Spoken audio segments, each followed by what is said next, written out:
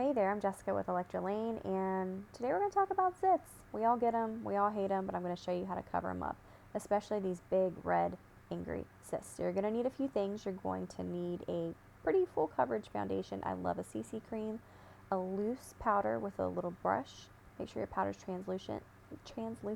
A super, super thick concealer like the Kevyn Aucoin Sensual Skin Enhancer, and kind of a thinner matte concealer like the Makeup Forever HD. And again, this is the It Cosmetics CC cream. I really love it. And I'm going to put that all over the face to make sure you cover up those zits too. You want to start with a nice base of coverage and then go in with a very thin layer of powder and gently powder the entire face. You want to make sure you press so you don't disturb any of the foundation underneath, and this is going to really help the concealer grip on to the skin, and it's going to help it blend later. Pardon me, I had to throw on some under eye and lip concealer. So I'm taking my super thick concealer and I'm just dotting it on all of the raised angry red zits. This is like full Monty, no holds barred, just full coverage concealer. Well, do not use this every day.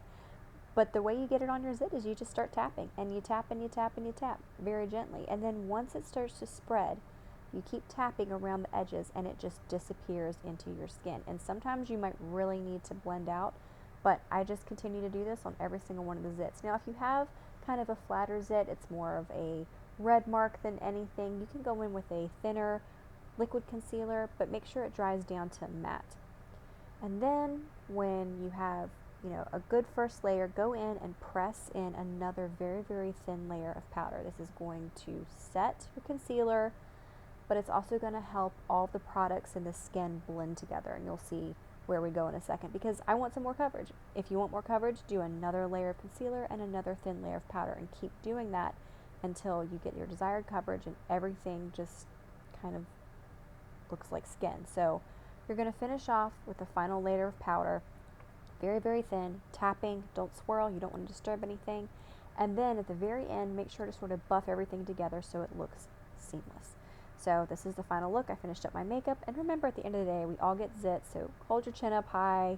No one's really noticing them as much as you are.